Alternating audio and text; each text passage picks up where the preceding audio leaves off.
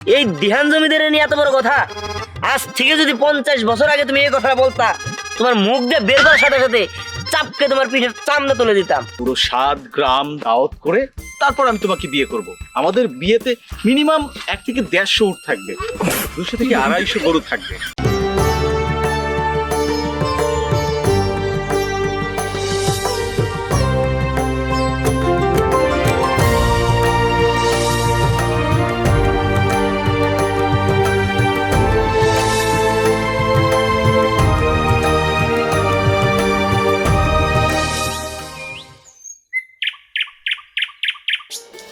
বুঝতে পারলাম। তার মানে তুমি কি বলতে চাচ্ছ? তুমি জমিদার ফ্যামিলির ছেলে, তাই তো বলতে চাচ্ছ? হ্যাঁ তাই তো। তার কারণ হচ্ছে আমরা জমিদার না হলে আমরা কি দেখো কোন একটা কাজ করতে, হ্যাঁ আমি কিন্তু কোনো কাজ করি না, আমার পানিটা পর্যন্ত অন্যজন আয়না দেয়। আর আরেকটা কথা হচ্ছে আমি এত সুন্দর লেভেলের জমিদার যে দেখো না আমার পড়াশোনাটা আমি করি না, আরেকজন দিয়ে করায়। বুঝতে পারছো যে আমরা কি লেভেলের জমিদার? হ্যাঁ, এর জন্য তুমি একটা অশিক্ষিত। এই তুমি কি আমার অপমান করতেছো? না, তোমাকে আমি অপমান কেন করব? তুমি তো জমিদার বংশের ছেলে, তোমাকে তো কোনোভাবে অপমান করাই যাবে না। তোমাকে তো সবসময় সম্মান দিয়ে কথা বলতে হবে। তাই তো, সম্মান দিবা, কারণ আমি জমিদার বংশের ছেলে। সম্মান দিবা না কারে সম্মান দিবা? শোনো, এসব উদ্ভট ধরনের কথাবার্তা বন্ধ করো। কথার মধ্যে কথা হলো এই যে তুমি যে সবসময় এইভাবে ঘুরে ফিরে খাও, এইভাবে যদি খেতে থাকো তাহলে তুমি জীবনে কি করবে বলো তো? তুমি আমাকে বিয়ে করে কি খাওয়াবে? কেন মহব্বত? মহব্বত খাওয়াবো তোমাকে। হোয়াট? মহব্বত আবার কি? হ্যাঁ রে, মহব্বত বুঝবা না? শোনো, আমি তোমার জিনিসটা বুঝাই দিই। আমাদের যত জমি যারা আছে প্রতি মাসে মাসে আমরা জমি যারা বিক্রি করবো, ওই জমি যারা দিয়ে 1 মাস চলবো, চলার পরে তোমার খাওয়ামো, তোমার শাড়ি কিনা দিব, তোমার ঘুরতে নিয়ে যাবো, আর অনেক কিছু করবো। আবার যখন ওই জমির টাকা শেষ হয়ে যাবো আবার জমি বিক্রি করবো।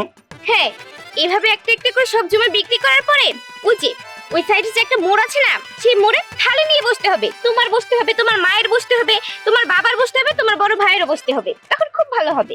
এই চুপ থাকো, তুমি কিন্তু উল্টা পাল্টা কথা বেশি বলো। হ্যাঁ, তোমার কি বেগা কথা সারা কথা আসে না? সুন্দর করে মিষ্টি দুটো কথা বলতে পারো নাকি? এই দেখো, আমি কোনো উল্টাপাল্টা কথা বলি না, তুমি সবসময় উল্টাপাল্টা কথা বলো। আসলে তোমার মাথার মধ্যেই সমস্যা আছে।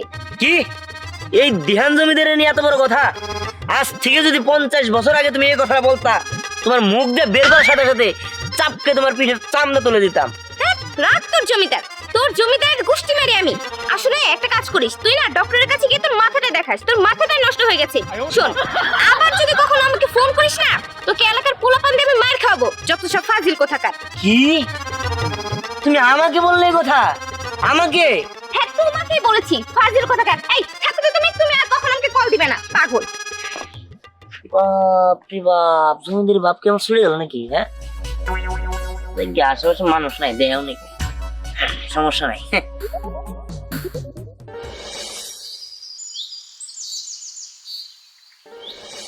আচ্ছা, এভাবে আর কতদিন চলবে? হ্যাঁ, বাসায় তোমার বিয়ের প্রস্তাব আসছে নাকি?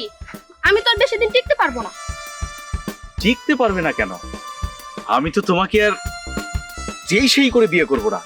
পুরো 7 গ্রাম দাওয়াত করে তারপর আমি তোমাকে বিয়ে করব। আমাদের বিয়েতে মিনিমাম 1 থেকে 150 উট থাকবে, 200 থেকে 250 গরু থাকবে। তারপর সবাইকে নিয়ে ধুমধাম করে বিয়ে করব। দেখবে 1 মাস ভরে কিন্তু আমাদের গান বাজনা, হই হুল্লোড়, ব্যান্ড পার্টি সবকিছু বাজবে। হইছে হইছে হইছে, আর চাপা মারতে হবে না। এত যে চাপা মারতেছো, মনে আছে কি একটু আগে যে রেস্টুরেন্টে বসে খাইলা, ওইটার বিলটাও কিন্তু আমিই দিছি। হয়েছে কি, আমি না পার্স টানতে ভুলে গেছি। পার্স যেহেতু আনি নাই, টাকা পয়সা তো না থাকারই কথা। তবে তুমি চিন্তা করো না, ওই যে আমাদের যে জমিটা আছে না উত্তরপাড়া, সেই জমিটা আমি বন্ধক রেখেছি, 1.5 লাখ টাকার মতো পাবো।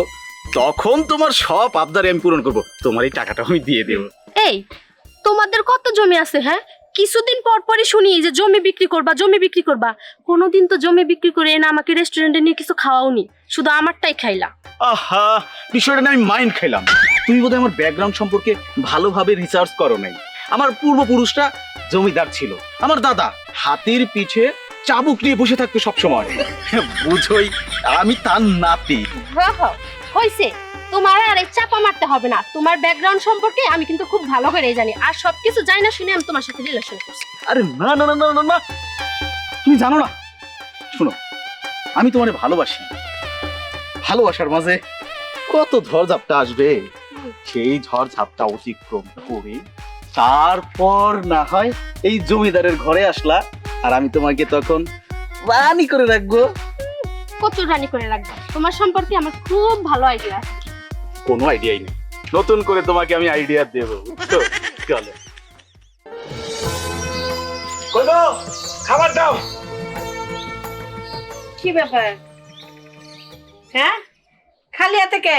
খালি হাতে ঢ্যাং ঢ্যাং করতে করতে আসলা, তুমি গেলা বাজারে, বাজার না করে খালি হাতে ঢ্যাং ঢ্যাং করতে করতে বাড়িতে আইসো যায়। এই তোমার সাহস তো কম না, এই বাজার সদাই নিয়া তুমি আমার ফালাইছো এ কথা কও। তুমি জানো আমি কে? আমার দাদা আসল জমিদার, আমার বাপেও আসল জমিদার, আমিও জমিদার। আর এই বাজার সদাই নিয়ে আমি আমু, এটা কোনো কথা? ওইসে কি আমার জমিদার পড়ছে? হ্যাঁ, জমিদার দেখে তো ঘরে চাল থাকে না, ডাল থাকে না, তেল থাকে না। চুপ থাকো।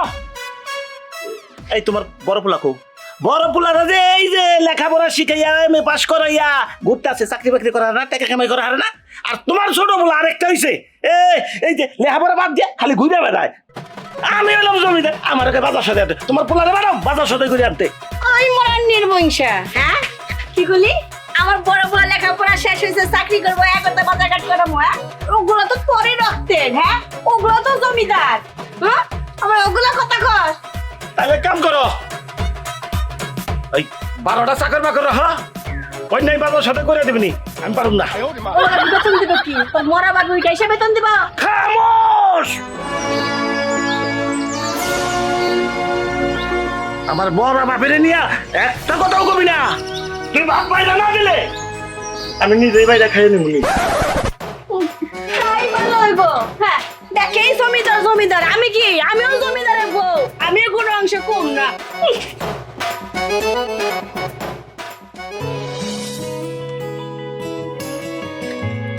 আসসালামু আলাইকুম। ওয়ালাইকুম আসসালাম। সোহাগ যে অনেকদিন পর আমাদের বাড়িতে। কেমন আছেন আঙ্কেল? জি আলহামদুলিল্লাহ ভালো আছি, তুমি ভালো আছো? আলহামদুলিল্লাহ, আল্লাহ রাখছে ভালো। সোহাগ, তুমি সুন্দর একটা জায়গায় চান্স পাইছো, খালি হাতে আসলে যে? আসলে হয়েছে কি আঙ্কেল, আমি তো অ্যাডমিশন পেয়েছি। যেদিন আমি ফার্স্ট ক্লাস করতে যাব, আমি তার আগের দিন আপনাদের সবাইকে মিষ্টি খেলাবো। ওকে? তা না হয় হলো, তুমি একটা সোনার ছেলে, আমাদের গ্রামের মধ্যে ডাক্তার হবে এরকম ছেলেই নাই, তুমি চান্স পেয়েছো। আমরা যে কত খুশি, গর্বে আমাদের বুকটা ভরে গেছে। আচ্ছা ঠিক আছে, তুমি ভিতরে যাও, আমি একটু বাইরে যাচ্ছি। আচ্ছা আঙ্কেল, রায়না কি বাসায় আছে? জি জি, রানা আছে, তুমি ভিতরে যাও। আচ্ছা ওকে।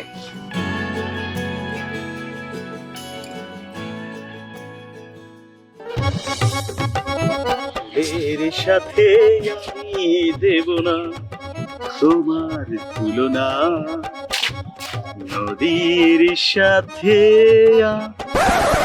ভাই বুঝলাম না একটা জিনিস। কি বুঝলি না? ফুল নিয়ে তুমি মেয়ে মানুষের কানে দিয়ে দিবা, গুজা দিবা। হ্যাঁ, তা চেয়ে তুমি নিজের কানে গুজতাছো। শোন, আমরা জমিদার বংশের পোলা,